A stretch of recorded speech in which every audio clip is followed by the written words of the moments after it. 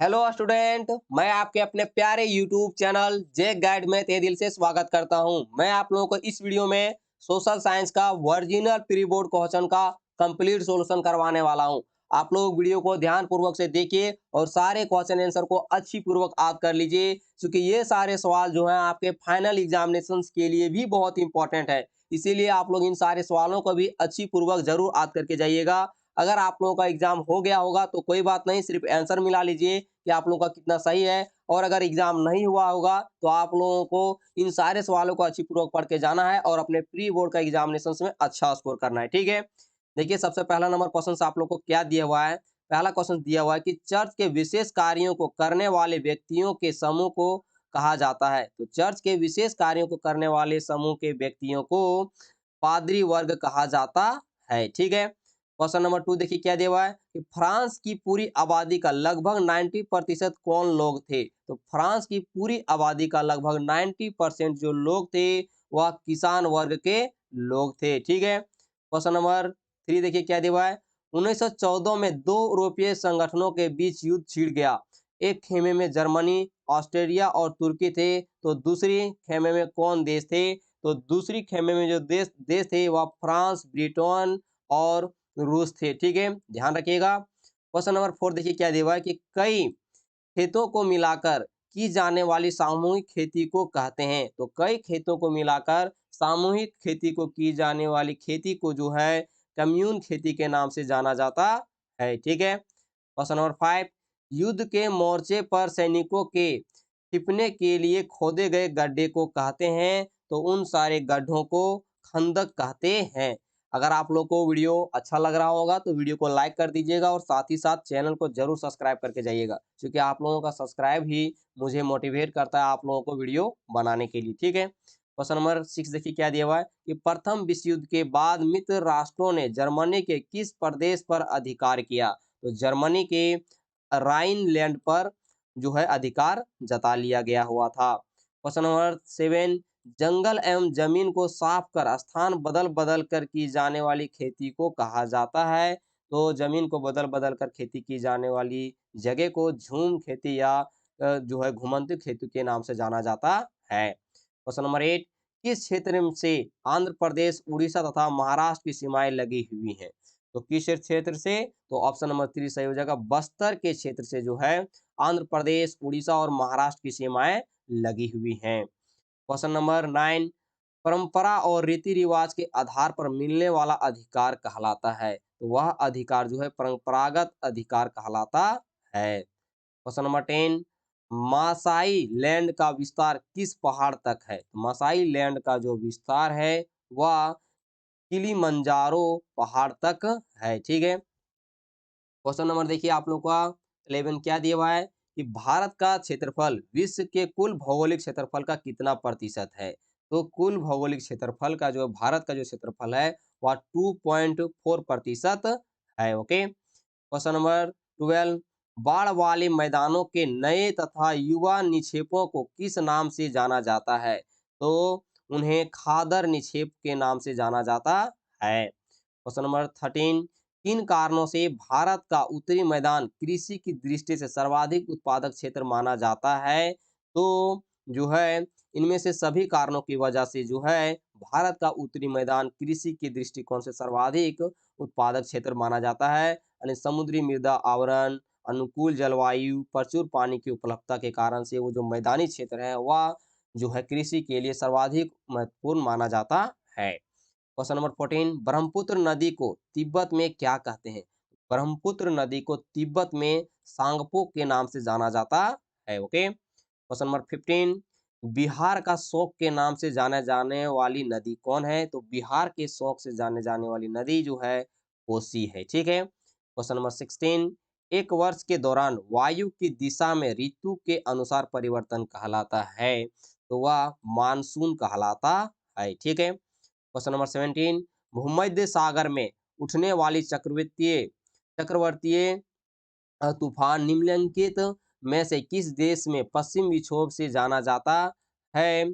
तो जो है इनमें से सभी देशों के जो पश्चिमी विक्षोभ के नाम से जाना जाता है, भारत के भी, अफगानिस्तान के भी और पाकिस्तान के भी। ठीक है, अगर आप लोग को वीडियो अभी तक पसंद आ रहा होगा तो जरूर वीडियो को लाइक करते जाइएगा और चैनल को सब्सक्राइब करते जाइएगा। ओके, क्योंकि आप लोग वीडियो को तो देख लेते हैं लेकिन चैनल को सब्सक्राइब नहीं करते हैं, जरूर कर लीजिएगा। उसमें आप लोग को कुछ भी नहीं जाएगा, ठीक है। क्वेश्चन नंबर 18 देखिए क्या दिया हुआ है कि एशियाई शेरों का प्राकृतिक वास स्थल गिर राष्ट्रीय उद्यान भारत के किस राज्य में स्थित है? तो भारत के जो है गुजरात राज्य में स्थित है, ठीक है। क्वेश्चन नंबर 19 देखिए क्या दिया हुआ है, नागफनी किस वनस्पति क्षेत्र में पाई जाती है? तो नागफनी जो है कंटीले वन तथा झाड़ियों के क्षेत्र में पाई जाती है। क्वेश्चन नंबर 20, निम्नांकित में से किस क्षेत्र में प्रवास आबादी की संख्या वितरण एवं संरचना में परिवर्तन लाता है? तो ऑप्शन नंबर 3 सही जगह, प्रस्थान एवं आगमन दोनों क्षेत्रों में जो है लाया जाता है, ठीक है। क्वेश्चन नंबर 21, सरकार का वह रूप जिसमें देश पर लोगों के लिए लोगों द्वारा शासन होता है, यह कहलाता है? तो यह कहलाता है प्रजातंत्र। ओके। क्वेश्चन नंबर 22, 1999 में पाकिस्तान में सैन्य तख्तापलट का नेतृत्व किसने दिया? तो किसने दिया था? तो परवेज मुशर्रफ ने दिया हुआ था। Question number 23, the long walk to freedom किसके द्वारा लिखित आत्मकथा है? तो नेल्सन मंडेला के द्वारा लिखी गई हुई आत्मकथा। अगर आप लोग जो है 10 क्लास जाइएगा तो आप लोग को इंग्लिश में जो है इसको पढ़ना है सेकंड नंबर चैप्टर में, ठीक है। क्वेश्चन नंबर 24, इनमें से कौन सुमेलित नहीं है, यानी इनमें से जो सुमेलित है वह कौन सही नहीं है, ये आप लोग को बताना है।